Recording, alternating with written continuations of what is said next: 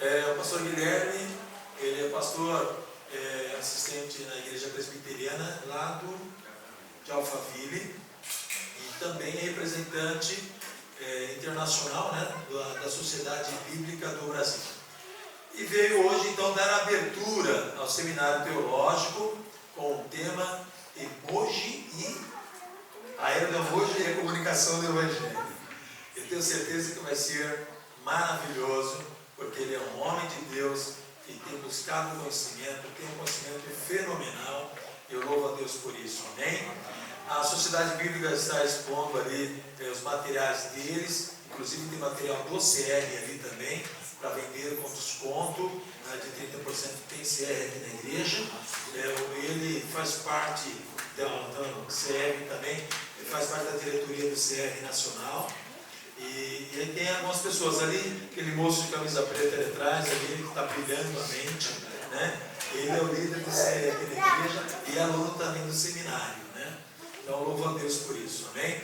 Bom, vamos orar, receber esse estudo, aprender em nome de Jesus, amém? Pai, nós queremos te agradecer pela vida do Guilherme, Senhor. Ele é uma bênção. Nós amamos o Guilherme, amamos conhecê-lo hoje, Senhor, conhecer ele, a sua esposa, e saber, ó Deus, dos projetos que o Senhor tem, Senhor, na vida dele. Pai, nós queremos aprender hoje através do teu servo. Estamos aqui, Senhor, para aprender aquilo que o Senhor colocou no coração dele para nos ensinar. Estamos dispostos, ó Deus, e disponíveis diante de Ti. Que o Evangelho, Senhor, venha a ser agora ensinado na autoridade que assim exige, em nome do Senhor Jesus. Dá a Ele, Senhor, a unção necessária, para que assim, Senhor, possa ser feito, em nome do Senhor Jesus Cristo. Amém, Jesus. Amém. Deus te abençoe. Boa noite, podem se assentar. Graça e paz. Muito bom estar aqui com os irmãos. Eu estou muito feliz de estar aqui. Você me entendeu? Você entendeu quando eu disse que eu estou muito feliz? Como é que você sabe que você me entendeu? Você sabe o que eu quis dizer quando eu disse que eu estou muito feliz? Você não sabe o que está na minha cabeça? Como é que você disse que você me entendeu? Esse é o desafio da comunicação. E o Evangelho, ele precisa ser proclamado, precisa ser comunicado. E esse é o nosso desafio num mundo em constante transformação. Por isso que o tema da nossa conversa hoje é sobre a comunicação do Evangelho na era do emoji. Quem não sabe o que é emoji aqui, todo mundo usa bastante. O emoji do seu celular, ele está presente em mais celulares do que o teclado normal. Você já pensou nisso?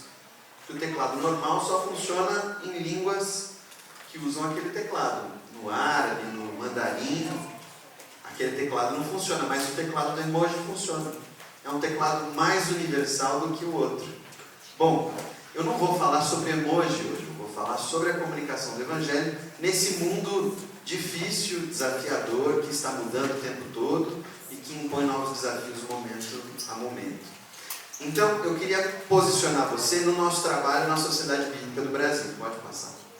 Mas antes disso, eu quero falar a conclusão da palestra. Se você, por acaso, dormir, você já sabe sobre o que eu falei, se alguém te perguntar. A conclusão é essa, que para comunicar o Evangelho, eu chego próximo ao outro, na língua dele, e eu faço um chamado atraente à fé, em amor sincero, a partir do meu testemunho com Cristo e minha comunidade, com simplicidade e ousadia. Amém? Tranquilo isso? Então é sobre isso que a gente vai falar, pode passar. Esse aqui é o que a gente chama lá nas Sociedades Bíblicas Unidas. A Sociedade Bíblica do Brasil faz parte das Sociedades Bíblicas Unidas no mundo todo, que é mais de 200 países que possuem presença de algum trabalho de distribuição bíblica, e a gente trabalha com esse ciclo de vida da Bíblia.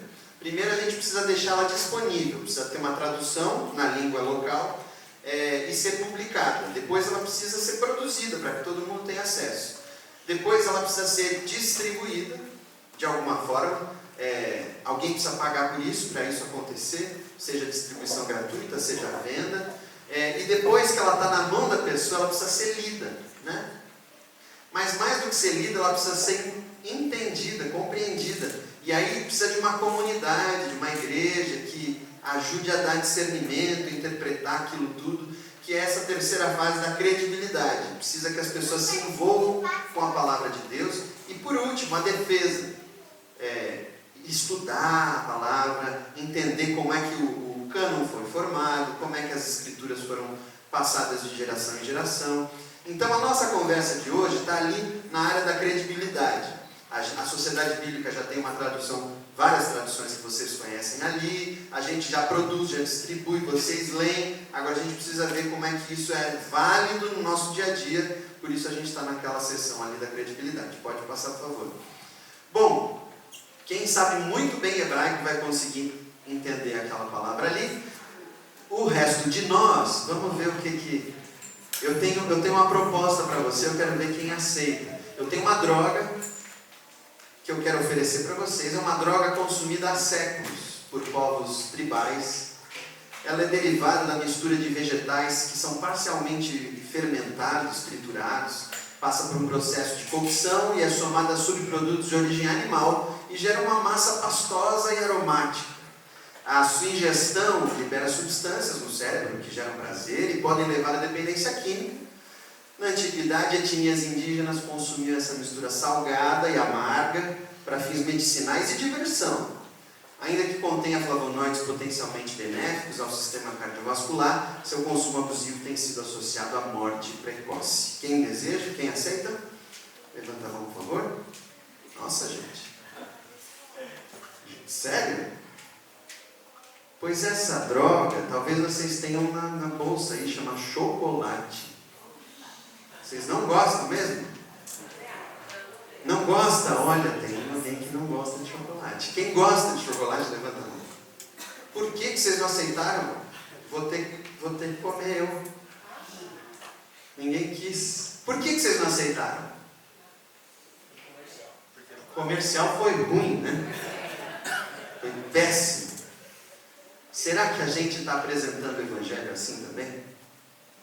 Porque o Evangelho não é maravilhoso? O Evangelho não me liberta, não me apresenta uma vida eterna. Como é que alguém não aceita uma coisa dessa? Será que eu estou apresentando que nem esse chocolate aqui? Porque tudo que eu falei aqui é verdade. É uma droga antiga, que as pessoas, os povos tribais consumiam esmagado assim, amargo e salgado. Foi um processo até ser o chocolate como a gente come hoje. Mas tudo que eu falei é verdade. Só que não é uma verdade que toca você, né?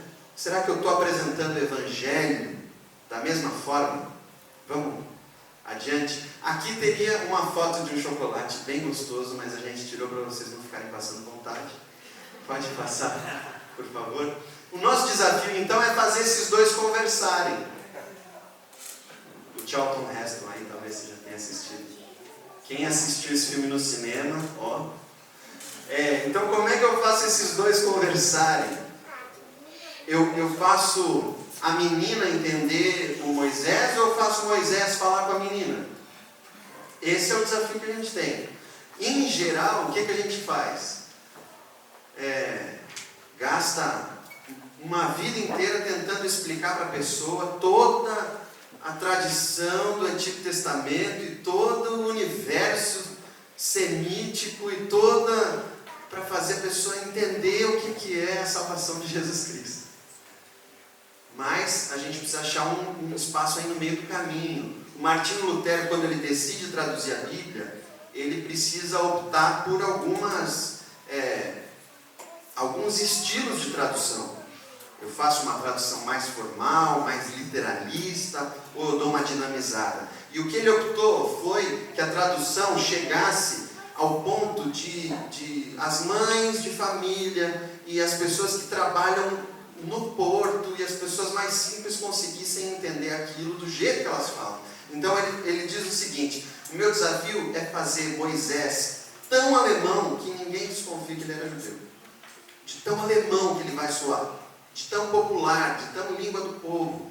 Esse é o desafio, só que a gente vive hoje uma era mais diferente ainda do que Lutero. Vamos adiante.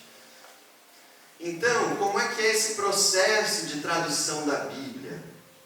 existia uma tradição, um testemunho. Os irmãos devem saber que a Bíblia, antes de ter sido escrita e formulada da forma como nós a temos hoje, ela era parte de uma tradição oral. As pessoas sabiam aqueles textos de cor.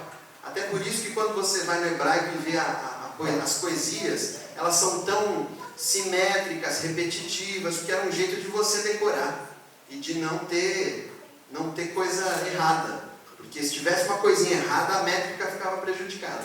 Então tem uma tradição oral. Depois tem os textos, quando eles vão sendo gravados, a partir de Moisés, essa tradição fica mais sólida. Então a gente tem o que hoje a gente chama dos textos originais, que são nas línguas originais, na verdade.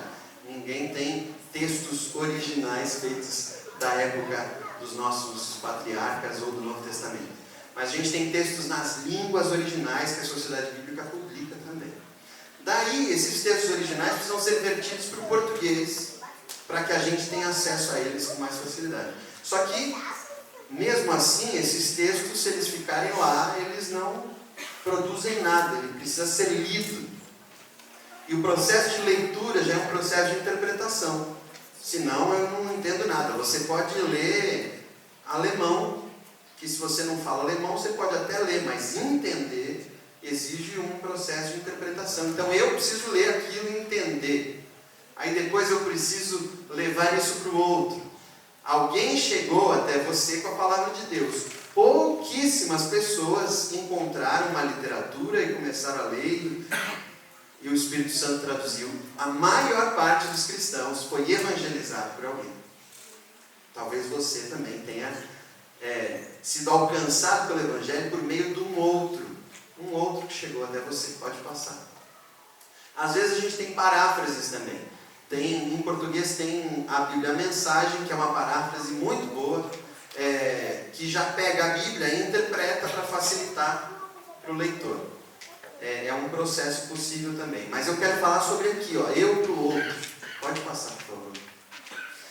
A gente tem algumas mudanças destes mundos. A nossa igreja evangélica brasileira, ela foi formatada a partir do mundo moderno.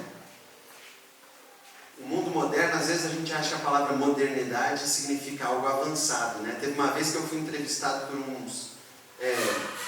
pessoal de uma faculdade aí que queria falar de religião, alguma coisa, e a gente conversando, eles claramente contrários, né, à igreja e tudo aquilo, mas a gente conversando e eu tentando entender a mente deles, falei, nossa gente, mas vocês são muito modernos. Aí eles, se achando ótimos, né? Falei, o mundo evoluiu, precisa ser pós-moderno agora, a modernidade já passou. Vocês são muito modernos. A modernidade realmente é essa marcação, essa forma de pensar que nasce ali no iluminismo e que acredita que a razão consegue nos levar para um mundo melhor, que o homem, pensando todas as coisas, ele se organiza de outras formas, resolve os problemas do mundo e que tudo ele pode interpretar a partir da razão. Então, este é um mundo dialógico. Vamos dialogar. Desculpa que nosso PowerPoint perdeu a formatação aí, mas é um mundo dialógico. Então a ideia moderna é que tese e antítese formam uma síntese.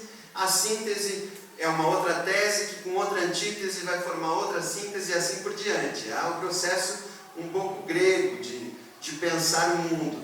O mundo pós-moderno não pensa assim. O mundo pós-moderno é monológico. Cada um tem a sua rede social, eu posto o que eu quiser na minha rede social. Se você não concordar, você que desfaça amizade ou pare de me seguir. Não interessa, sou eu que estou falando na minha rede social. Por que você está? Não tem diálogo. É uma caixinha onde todo mundo grita a sua própria opinião. O mundo pós-moderno vive assim. Opa, obrigado. Então, a gente saiu desse mundo dialógico para o monológico. Como é que eu vou conversar com alguém que só quer fazer monólogo? É um desafio, né? O mundo moderno é um mundo interdisciplinar. Até a formatação pedagógica, ela busca a interdisciplinaridade. Vamos fazer a geografia conversar com a matemática. E vamos fazer a literatura conversar tal coisa? Sim, isso é o mundo moderno. Depois que a gente separou tudo em gavetinhas, a gente viu que não dava e que precisava fazer as gavetinhas conversarem. Mas o mundo pós-moderno foi além e falou, não tem disciplina nenhuma. O mundo é uma realidade só, mas ao mesmo tempo é uma realidade para cada um que a experimenta. Então não tem disciplina nenhuma. Você percorre o seu caminho que é seu e só serve para você, não serve para mim. Como é que a gente conversa com uma pessoa assim? O mundo moderno é um mundo hierárquico. Sabe os lugares de cada pessoa. O mundo pós-moderno é horizontal. O jovem sai da faculdade, entra na empresa que tem 5.000 funcionários, adiciona o presidente da empresa no Instagram, e ele não gostou de alguma coisa que o chefe fez, ele manda uma mensagem para o presidente. Não tem hierarquia. É um a um. Ele é amigo do presidente na rede social. Cadê a hierarquia? É um a um. É líquido, é horizontal, não tem nada de hierarquia.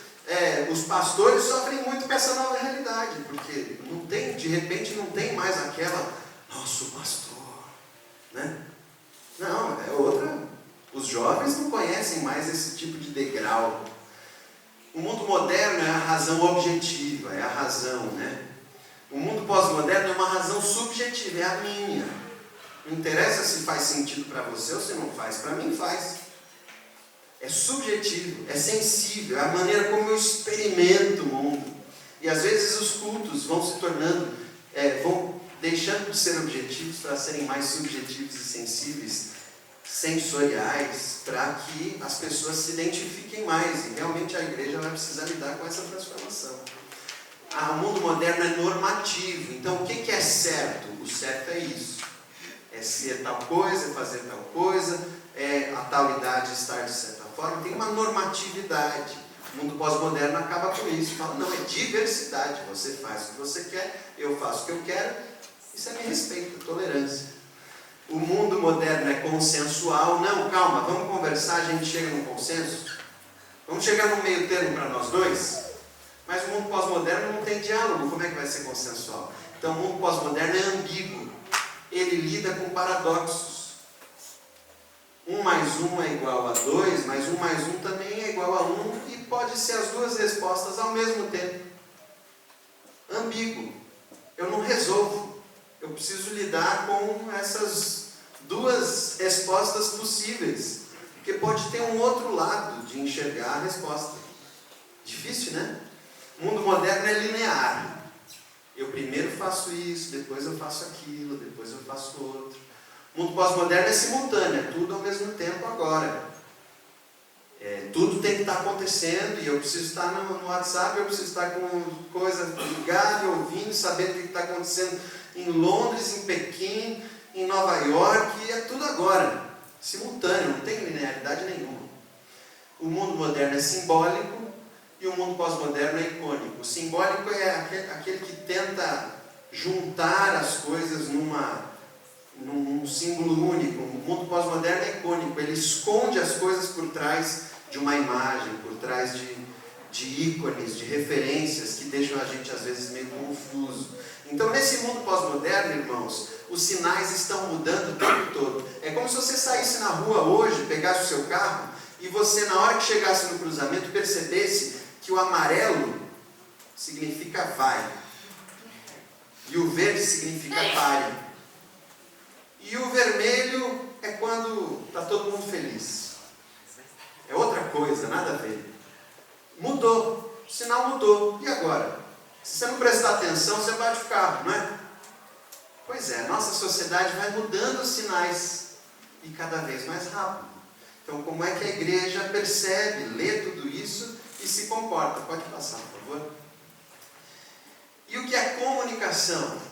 Que é uma coisa que todo mundo faz, desde que nasceu, querendo ou não querendo.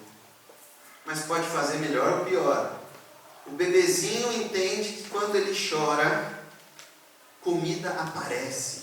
Um seio aparece diante dele, provendo aquilo que vai saciar a angústia que ele está sentindo, que ele nem sabe que é fome ainda. Então a comunicação, todo mundo precisa aprender, querendo ou não, é rápido, todo mundo aprende. Mas às vezes a gente dá umas cabeçadas, porque não sabe comunicar A maioria dos conflitos empresariais são por problemas de comunicação entre os funcionários. A maioria esmagadora de problemas matrimoniais, e os pastores vão de concordar comigo, são porque o marido não consegue comunicar com a mulher e a mulher não consegue comunicar, né? Então, como é que a gente comunica alguma coisa? Será que dá para fazer isso de forma mais estratégica, sensível, perceptível ao outro? Vamos ver quais os problemas da comunicação. O problema é o seguinte: eu tenho uma bagagem aí, tenho umas malinhas, e o outro também. O grande problema é que eu não sei o que tem na bagagem do outro, e às vezes não sei nem o que tem na minha. Então, essa comunicação fica difícil. O que tem dentro dessa bagagem? Pode passar. Essa bagagem tem um repertório. Por exemplo, se eu falar para você uma palavra em grego, talvez não esteja no seu repertório. E você vai, não sei. Tem referências. Por exemplo, quando eu falo para você nossa, fui num restaurante tão legal. O restaurante que apareceu na sua cabeça pode ser muito diferente do restaurante que está na minha. Se você frequenta restaurante que a conta sai uns R$1.200, não é o restaurante que eu pensei. É questão de referência. Dentro dessa bagagem tem expectativas. Quando alguém falou para você, olha, vai ter uma palestra teológica hoje à noite. Puxa, você já... né? Qual é a sua expectativa sobre essa palestra teológica? Dentro dessa bagagem tem crenças, tem cosmovisão. Quando alguém fala para você, olha, Deus está vendo. Isso é bom ou ruim? Isso te deixa assustado ou feliz? Tem crenças, tem um jeito de enxergar o mundo. De modo que na hora que eu falo para você, Deus está vendo, eu não sei como é que isso vai ser recebido por você. Não é um desafio? Como é que eu comunico o Evangelho? Tem um conteúdo emocional quando eu falo, irmão, Deus é pai. Mas eu não sei que pai que você teve? E se você teve um pai que te abusou? Que era violento? Se você teve um pai que não conhece o perdão? Então tem um conteúdo emocional. E tem uma história. Todas essas palavras estão vinculadas por histórias. Então, a pessoa chega diante de você com uma história, uma trajetória. Que a gente sabe que o Evangelho exige de nós arrependimento, conversão. Se eu estou chamando essa pessoa para uma conversão, é uma conversão de onde para onde? De que trajetória para qual trajetória? Tem uma história envolvida. Então, o grande desafio é que eu tenho essa bagagem, o outro tem essa bagagem. Como é que eu faço o conteúdo bíblico, a palavra viva de Deus, que eu entendi das Escrituras, como é que eu faço isso chegar no outro? Estão entendendo o nosso problema? Ainda mais um outro que está tão distante de muita coisa que para mim é familiar. Eu já não sei o que é familiar do outro, as coisas vão mudando tanto. Vamos fazer um teste com vocês. O que é isso aí que vocês estão vendo?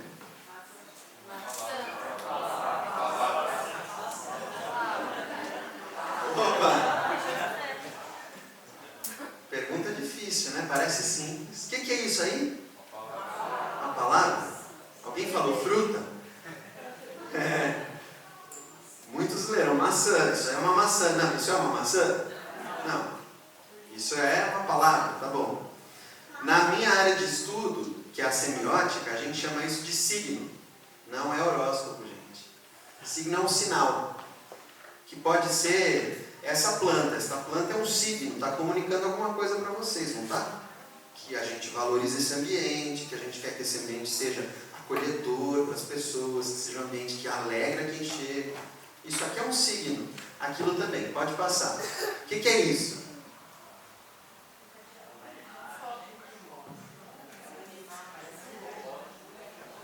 Um animal, um cachorro, uma imagem.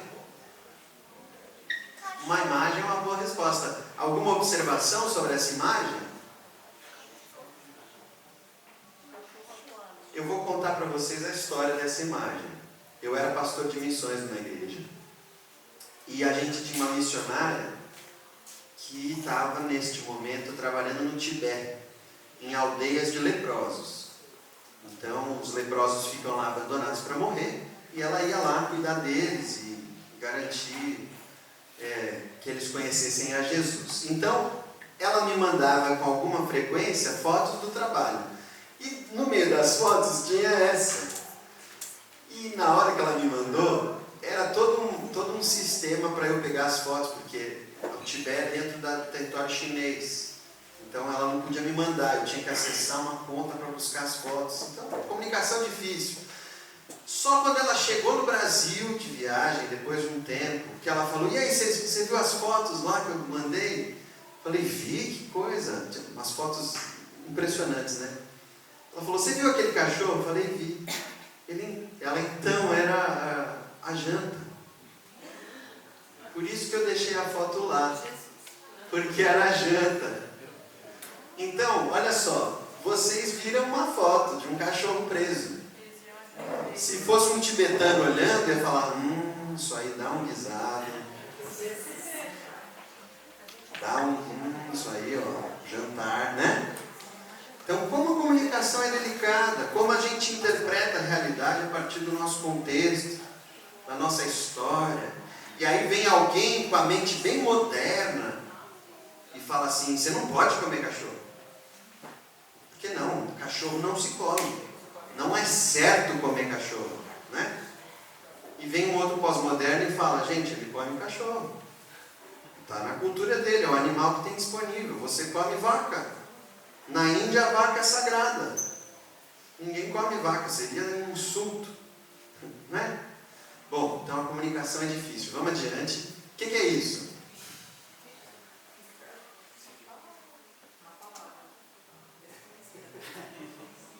Uma palavra. Vocês não sabem o que significa? Que bom, que eu que inventei essa palavra, vocês não sabem mesmo. Mas é um signo, não é? Eu inventei essa palavra para mostrar para vocês como o signo ele ganha o seu significado. O signo ganha o seu significado a partir do uso. Então, se a gente combinar que Fierag significa uma palestra legal, vamos combinar isso? Fierag vai ser uma palestra boa. Então, hoje à noite, se você gostar, você vai falar: nossa, foi Fierag, né? Foi Fierag hoje. Pode ser? Se isso pega e a gente começa a usar, é claro que não vai pegar porque é uma palavra horrorosa. Mas se começa a pegar, se começa a ser usada, ela ganha esse sentido. E você nunca mais vai esquecer, porque você vai usar. O sentido está em você. O que acontece, pode passar por favor. Isso eu já falo. O que acontece é que entre o sinal e o sentido existe um abismo. Você não pode pegar uma palavra e tentar abrir ela para ver qual é o sentido dela, né? Você precisa de outras palavras para dizer qual é o sentido daquela palavra. Para eu falar o que é uma maçã para você, eu vou precisar de outros sinais, outros signos, que pode ser até uma outra palavra, mas pode voltar.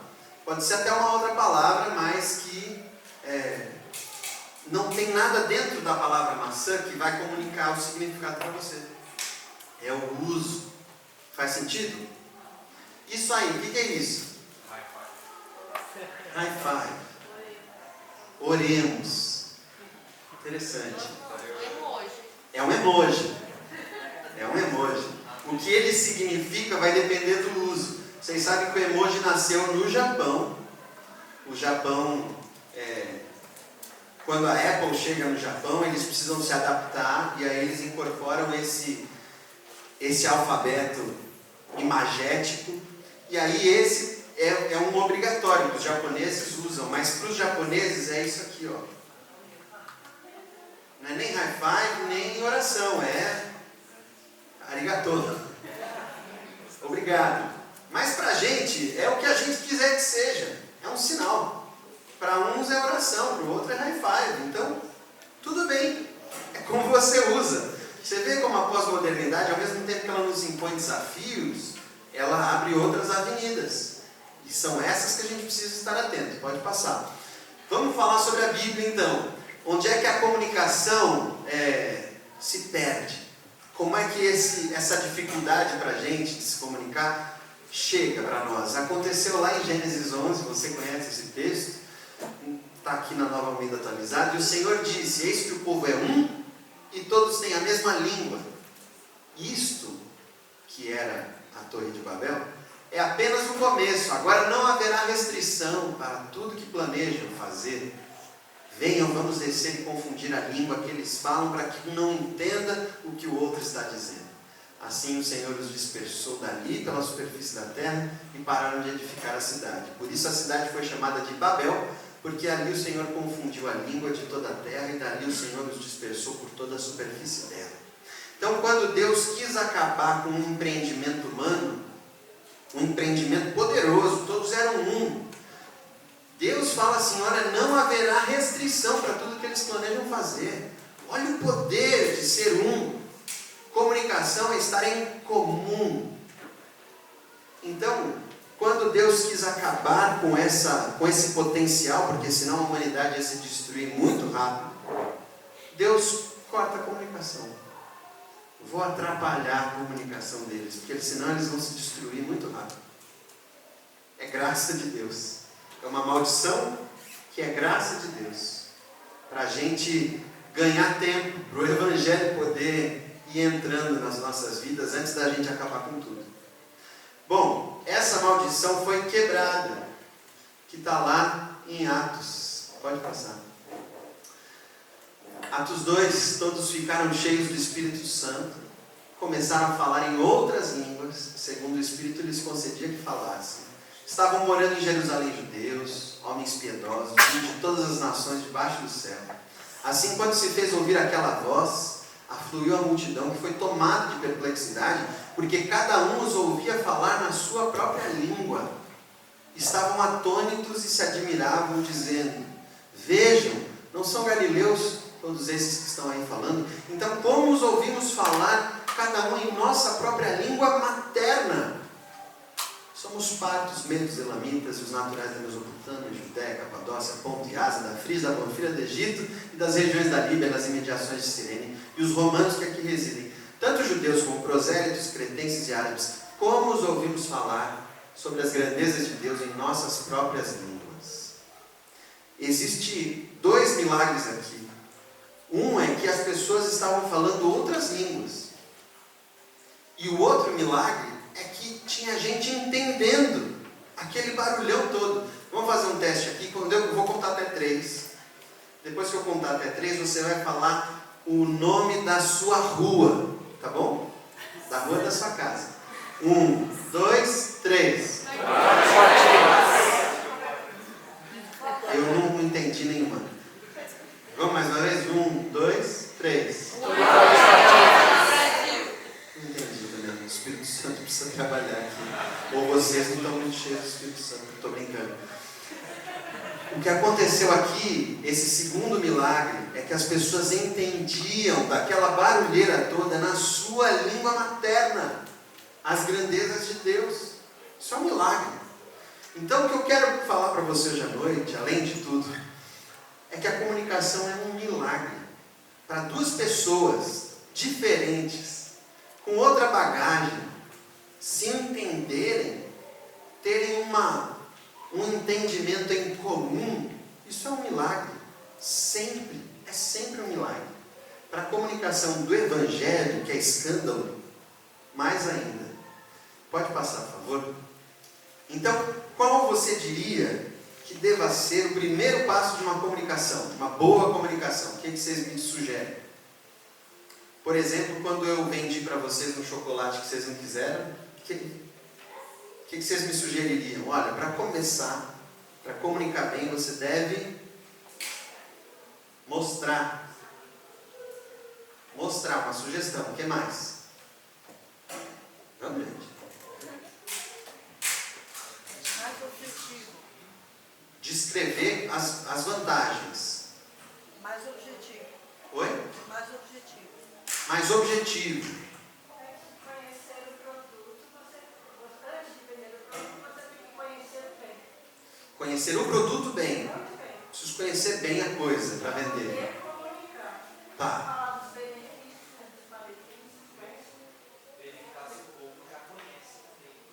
Opa, tem uma outra pessoa nessa equação. O povo. Saber se ele, o que ele sabe do meu produto. O que mais? Conhecer melhor esse público. Para vender ele, você tem que fazer uma boa jogada de marketing, dizendo que ele é um produto delicioso e que todos adoram. Isso incentiva a pessoa a comprar. Uma boa jogada de marketing. Gente, tem um passo que todos nós aprendemos quando criança e depois desaprendemos. Como é que uma criança aprende a se comunicar? Como é que um bebê aprende a falar português? Olha, será que esse poderia ser meu primeiro passo para uma boa comunicação? Eu, quando penso em comunicação, nós, quando pensamos em comunicação, naturalmente a gente já quer falar. Mas falar com quem? Tem um outro nessa relação. Um outro. Se é outro, não sou eu. Como é que é esse outro? Que língua ele fala? Será que ele fala a mesma língua que eu, só porque a gente fala português? Sabe que tem um teólogo da igreja emergente, chama Dan Kimball. Ele fala que você conversar com um adolescente é missão transcultural. Missão transcultural, para quem não está familiarizado, é quando o cara vai lá para uma aldeia indígena, vai para uma outra cultura. Então hoje, eu falar com um adolescente é uma missão transcultural. Eu não sei que língua ele fala. Né? Tem códigos, tem jeitos, tem forma de pensar que não é a minha. Não é porque ele fala português que ele fala a mesma língua que eu. Já pensou nisso? Olha, a língua inglesa tem 170 mil palavras em uso. 170 mil. A maioria das pessoas usa entre 1.000 e 3.000. E conhece talvez ali umas 12, 14 mil no máximo. Então, para quem fala inglês, se você conhecer 12 mil palavras, ainda te faltariam 158 mil palavras. É a mesma língua? É. Então tem um outro nessa história de comunicar, que eu preciso ouvir, que eu preciso conhecer. Então o primeiro movimento de uma boa comunicação é receptivo, não é ativo. Faz sentido? É receptivo. Eu preciso aprender do outro antes de querer ensinar, não é? Olha que coisa. Os missionários fazem isso com mais facilidade. O nosso desafio é aprender como fazer missão com quem está do meu lado, com o meu vizinho, ou com quem está na mesma cama. É um outro. Vamos lá. Mas o que significa comunicar o Evangelho? Tá bom, entendi que comunicação é um processo, não. Mas o que é comunicar o Evangelho? Estou ouvindo. Quem pode falar de Cristo? De Cristo, de Cristo. Alguma coisa específica? Do amor. Falar do amor de Cristo. Funciona?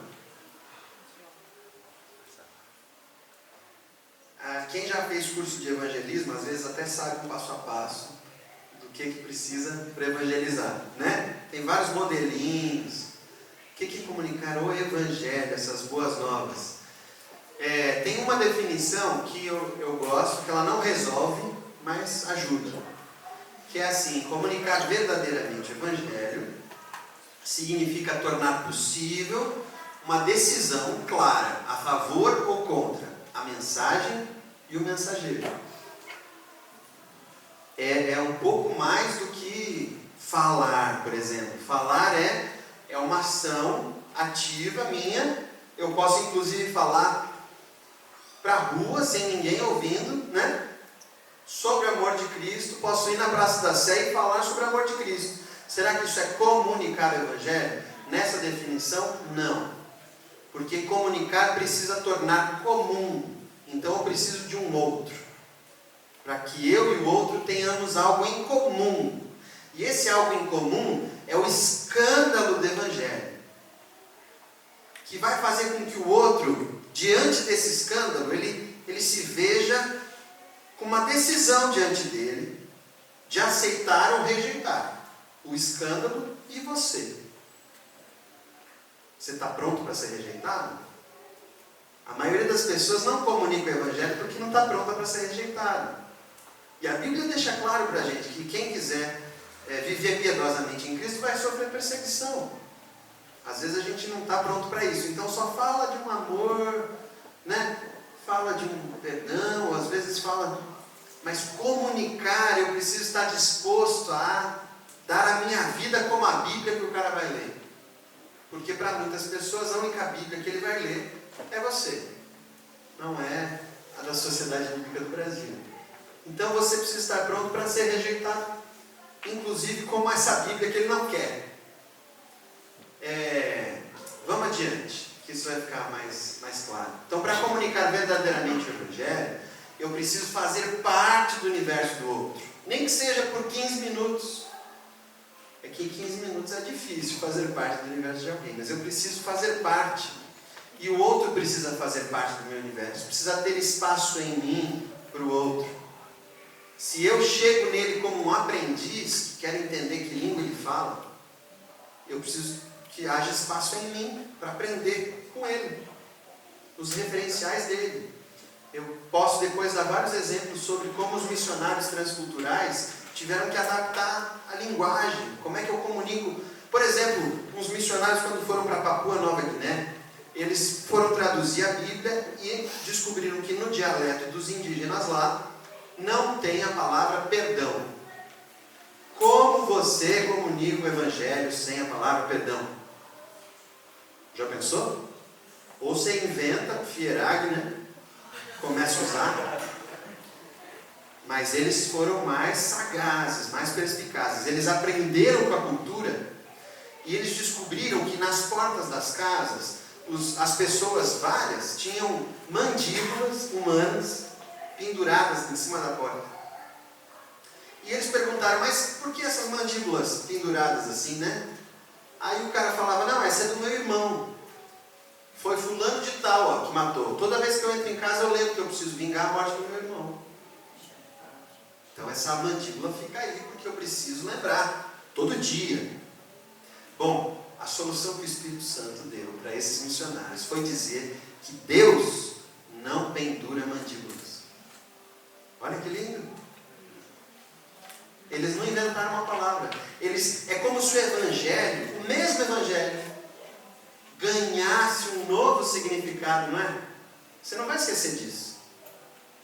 Ganhasse um novo significado, que é o mesmo de perdão, mas é diferente. Não é lindo isso? E Jesus vai ser glorificado em todas as línguas. Olha que lindo isso. Então esse é o Evangelho sendo comunicado em outras línguas. E a gente precisa chegar nessas línguas. Dentro da língua portuguesa, a língua do seu vizinho, a língua da sua mãe que não conhece Jesus ainda, a língua do seu chefe, do seu colega de trabalho. Então, para isso, eles precisam fazer parte do meu universo e eu preciso fazer parte do universo deles. Pode passar. Então, vamos voltar para a nossa definição, que a gente começou lá atrás. A nossa conclusão. Próximo ao outro e na sua língua, não na minha, eu faço um chamado atraente à fé, em amor sincero, a partir do meu testemunho com Cristo e minha comunidade, com simplicidade e ousadia. Eu vou falar de cada uma dessas afirmações. Mas está ficando mais claro isso aqui? Que é uma afirmação complexa. Ela é simples, mas complexa, né? E desafiadora. Então, essa imagem aí são duas pessoas no mesmo solo, no mesmo chão. Isso é comunicar. É quando os dois estão no mesmo chão. Encontraram um chão comum. Essa síntese aí que eu estou fazendo, ela é resultado de um estudo que eu fiz no Evangelho de João. Eu sou encantado pelo Evangelho de João. Eu acho que é uma obra-prima da humanidade, claro que inspirado pelo Espírito Santo. O Evangelho de João, ele é lido em camas de hospital, ele é lido em mansões, ele é lido na rua, ele é lido na academia, e todo mundo fala, que coisa linda. Ele é lido por gente muito simples, que entende. Ele é lido por gente muito educada e erudita, que fica sem palavras. Então eu fui pesquisar, falar, por que esse evangelho é tão sensacional? O que tem nele? E aí eu tirei algumas lições que estão todas nessa frase. A gente vai olhar uma a uma agora. A primeira é próximo ao outro. O Evangelho de João, ele tem um grego muito simples. Quando você for estudar grego, você vai poder chegar perto de uma forma muito popular de escrever. Poucas palavras, palavras muito genéricas, luz, trevas, tudo isso, mas de maneira muito bem elaborada. Então, é uma linguagem próxima, é uma linguagem de quem trabalhava no porto. O grego koiné, é o grego do dia a dia. Então, quando a gente parte para querer seguir Jesus, a gente precisa responder algumas perguntas que eu coloquei ali. A primeira é uma pergunta que Deus faz para o ser humano lá no jardim e que continua ecoando até hoje, que é: onde está você? É uma pergunta que eu quero fazer para você. Onde está você? Não aqui no seminário, na vida. Onde? Por onde você transita? Onde Deus te colocou? Onde está você? Esse contexto é o contexto onde hoje Deus quer que você comunique o Evangelho. Amém? A segunda pergunta é: onde está o seu irmão?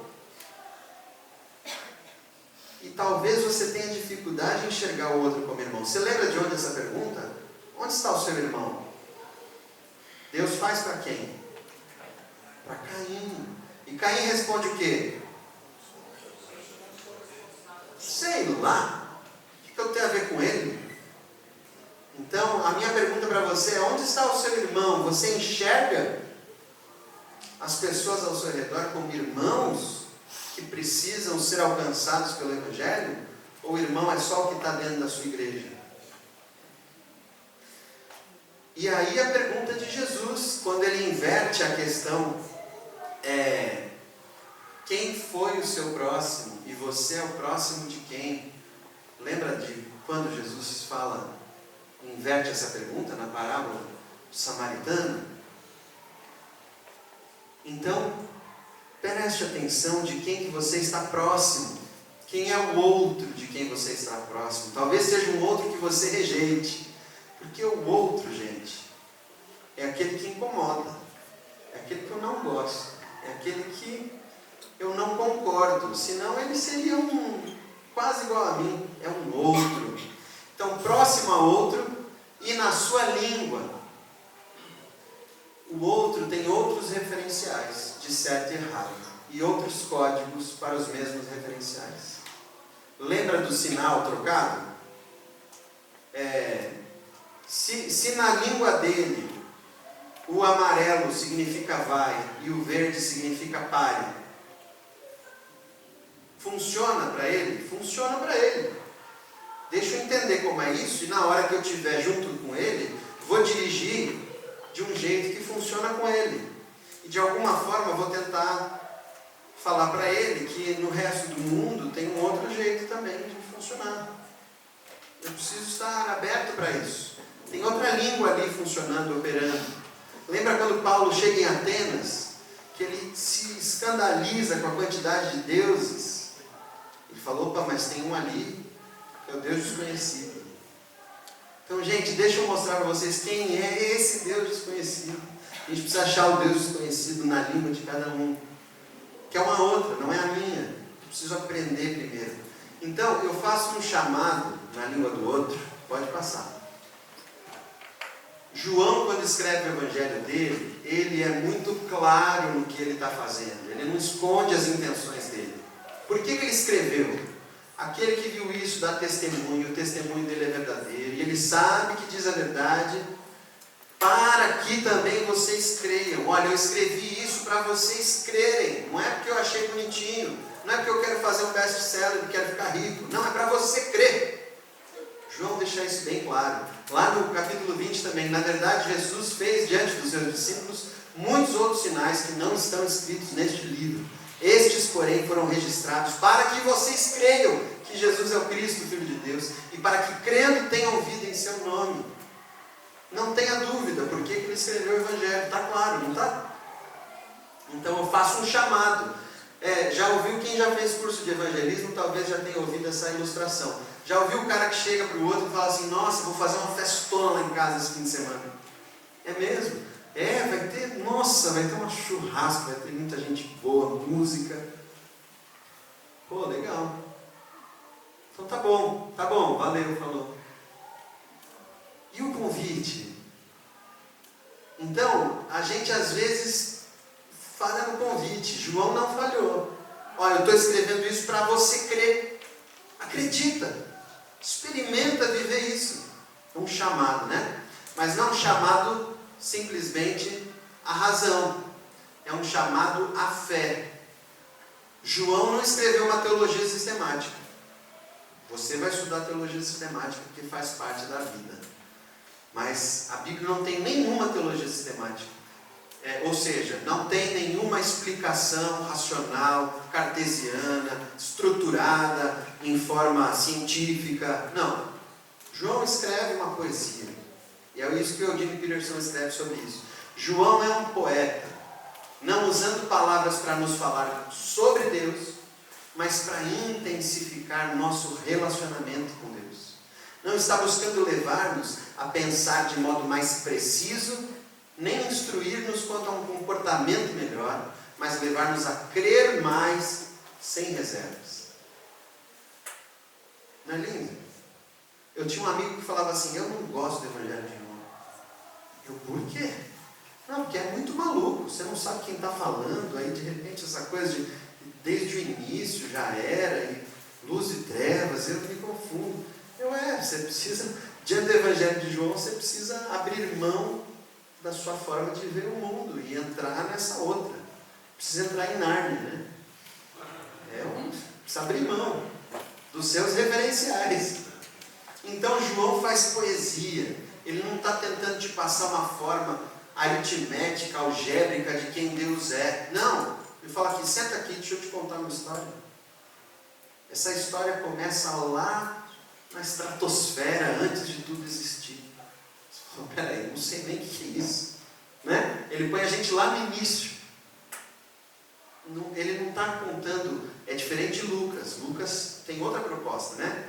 Lucas fala: olha, investiguei todas as coisas para dar um relato histórico, jornalístico, de tudo que aconteceu, quem era o imperador em tal momento, né? João não. Mas é possível, Lucas tem espaço. Olha como é lindo. O povo judeu, é muito interessante quando você vê os comentários. Os judeus não têm problema com a ambiguidade. Eles estão fazendo isso há mais tempo que nós. Eles não têm problema de duas escolas de pensamento pensarem quase que diametralmente opostas. Uma tem uma resposta, a outra tem outra que é totalmente diferente, e eles deixam as duas ali. E olha, você leva isso diante de Deus, lida com essa, dorme com esse barulho. Eles não têm problema. Então, João é esse que nos leva para uma situação nova. Vamos lá para frente. Em amor sincero. Esses são missiólogos falando. A missão é uma boa... Ela sempre nos leva a pensar de forma mais fresca, mais renovada. Então, os métodos missionários antropológicos que melhor funcionam para os povos não cristãos não são apenas resultantes de teorias, mas resultantes do contato íntimo com o povo, de enfrentar os problemas diários, viver dificuldades junto com eles.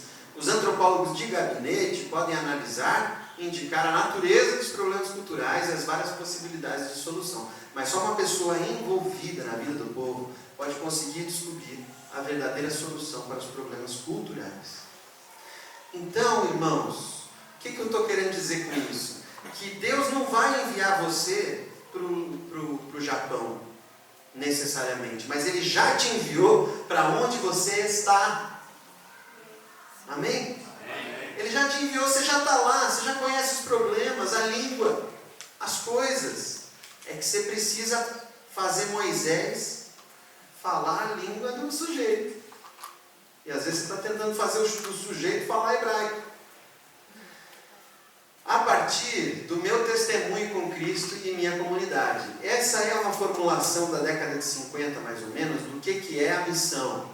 O David Bosch, quem for estudar missiologia, David Bosch, que é um sul-africano que já faleceu, tem um livro chamado A Missão Transformadora, onde ele aborda bastante isso. Ele fala que é o seguinte: quando eu falo de Jesus para alguém, esses 3 pontos estão em jogo. O primeiro é a mensagem, o querigma, a proclamação, do que eu estou falando, qual é o conteúdo dessa mensagem que eu estou transmitindo. Só que isso nunca está separado desses 2 outros fatores. O serviço, a diaconia.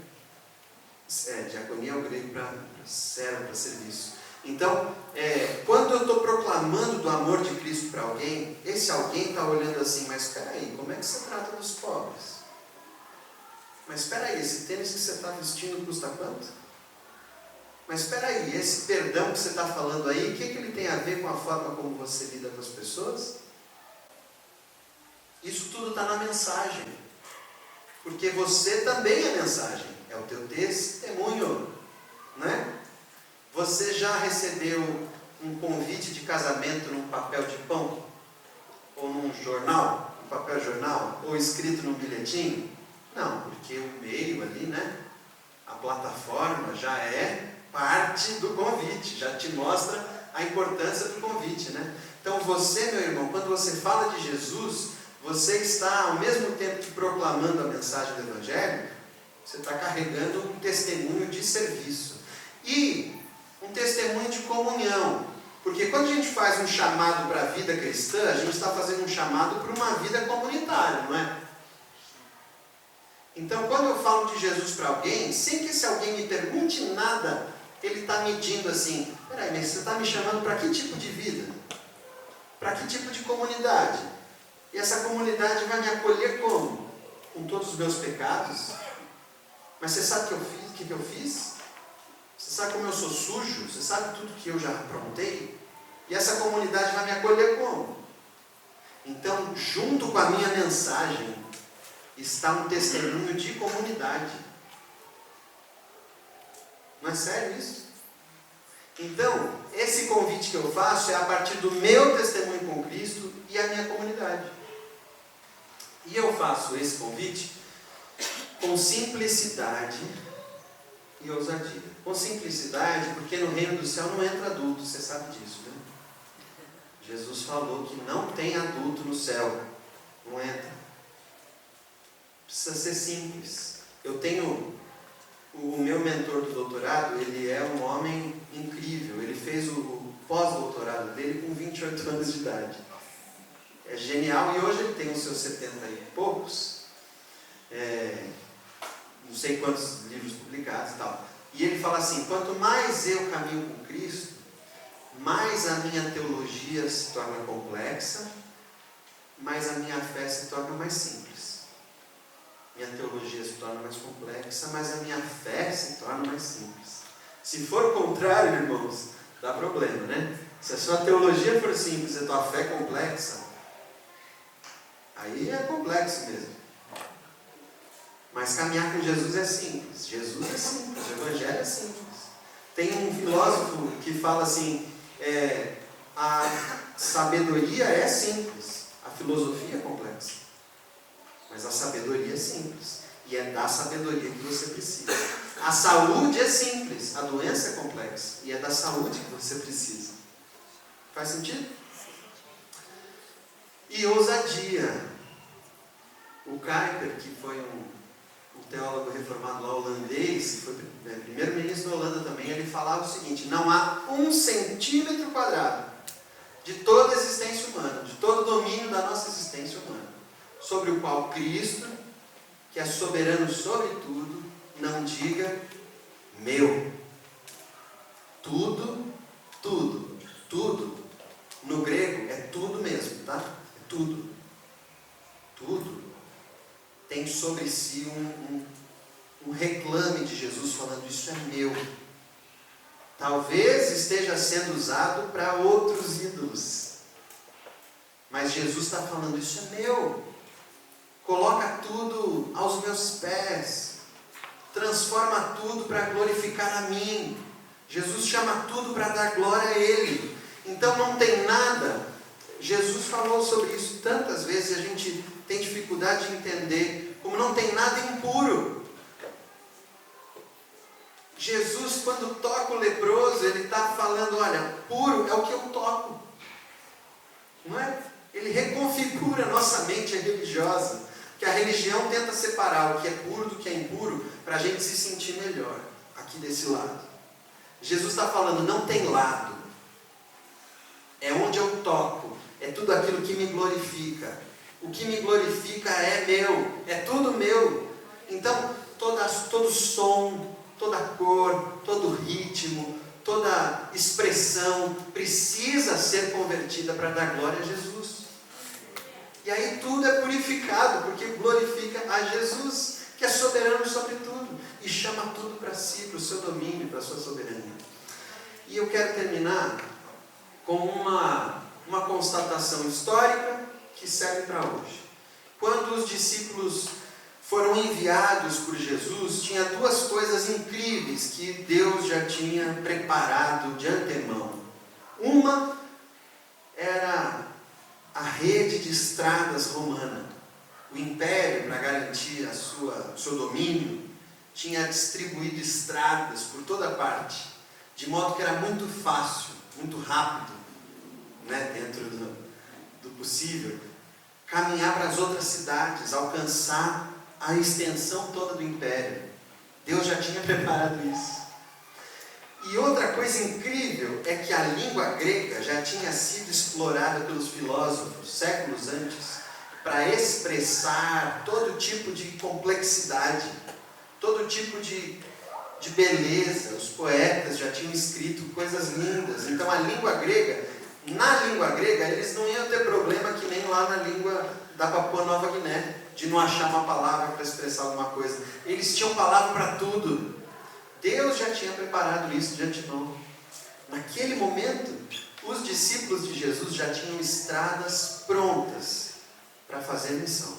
E o que eu quero dizer para você é que hoje, as estradas em que nós vamos trilhar, estradas linguísticas, a internet como uma estrada de alcançar outras pessoas, as estradas que eu não conheço e que Deus já preparou, já estão prontas.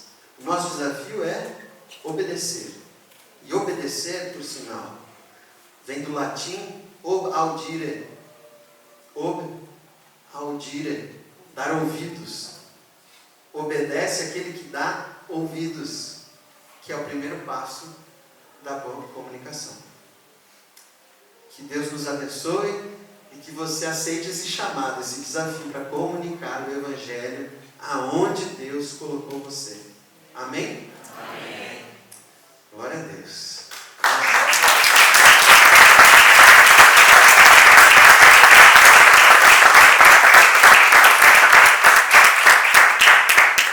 Glória a Deus. Eu tenho quanto tempo, pastor? 10 minutos para perguntas. Quem gostaria de fazer uma pergunta? Pode ser sobre a sociedade bíblica, pode ser sobre o conteúdo da palestra. Lá nas suas... Enquanto quem quiser levanta a mão. Enquanto quer fazer? Não. Você tem algum material sobre esse assunto? Essa palestra está disponível para vocês podem pegar. Livros, eu posso indicar alguns, tem alguns, não tem nessa formatação da palestra. Mas você pode pesquisar, especialmente na área da missiologia, você vai encontrar sobre contextualização, evangelho e cultura, em diversas editoras, Vida Nova, Editora Vida, Ultimato, tem sobre esses desafios de contextualizar. Aí o que você precisa fazer é exercício de entender que aquilo está num contexto transcultural mais radical e trazer isso para o seu dia a dia. Precisa de um exercício. E eu posso passar depois alguns títulos de... Mais alguma pergunta? Eu vou falar um pouquinho da sociedade bíblica, pode levantar a mão quem quiser perguntar. Então na SBB a gente está ali em Barueri, com a gráfica da Bíblia, e também no Tiradentes, com a nosso escritório regional. Nós temos algumas traduções da Bíblia que você já deve ter acesso. A Almeida Revista Atualizada é a mais popular. Junto dela tem a Almeida Revista Corrigida. Nós temos também a nova tradução na linguagem de hoje, que foi lançada no ano 2000, que é bem dinâmica. Para você ter ideia, lembra que eu falei do número de palavras, né? As traduções de Almeida têm uma média de 7 a 8 mil palavras. Exige bastante. Lembra que uma pessoa sabe normalmente 3 a 4 mil palavras. Então quem lê a Bíblia de Almeida, aquilo exige de você um dicionário, você aprende novas palavras e tal. A nova tradução da linguagem de hoje já tem 4 mil palavras, muito mais acessível. A gente tem também a tradução brasileira, que é de 1917. 17? Que talvez você não conheça. A tradução brasileira foi a primeira tradução feita totalmente no Brasil, mas ela é muito complexa. Ela tem mais de 11 mil palavras. Muita palavra. Exige muito da gente. Mas é uma tradução linda. Na composição dos consultores da tradução estava Rui Barbosa, para vocês terem ideia da erudição dessa tradução. E a gente lançou no ano de 2017 a nova Almeida Atualizada, que é uma revisão da Almeida Revista Corrigida e da Almeida Revista Atualizada. Tem sido muito bem acolhida pelas igrejas. Era uma demanda das igrejas. As igrejas chegavam para a gente e falavam: tá difícil de entender a Almeida. Então nós criamos uma comissão que revisou os textos de Almeida, adaptaram aqueles verbos enviesados, que era bem um estilo português de falar, português de Portugal, lusitano, deixaram mais brasileiro, tiraram as mesóclises, ênclises, aquelas estruturas difíceis até da gente ler, né? Trocaram o vós por vocês. É uma linguagem popular, mas sem perder aquele tempero de Almeida mesmo, que é um estilo que ficou consagrado na igreja brasileira. A gente gosta daquele estilo. Almeida é muito, por mais que haja diversas outras traduções muito boas, Almeida é uma das traduções mais vendida, mais aceita pelas igrejas brasileiras. A Sociedade Bíblica pertence às igrejas, não tem um dono. É uma sociedade sem fins lucrativos, fundada pelas igrejas em 1948, para disponibilizar a Bíblia num preço que a gente possa pagar, numa língua que a gente entenda e disponível para a gente. É aquele ciclo de vida que eu mostrei para vocês no início. Então, contem conosco. Nós abrimos a gráfica da Bíblia também para você visitar. A igreja pode fazer uma caravana, ir lá conhecer. É só agendar, você tem toda uma experiência, não só na gráfica da Bíblia, como no Museu da Bíblia também, que fica em Barueri. Você pode passar um dia todo lá com a gente, conhecendo esse universo. Amém? Mais alguma coisa? Vamos encerrar por aqui?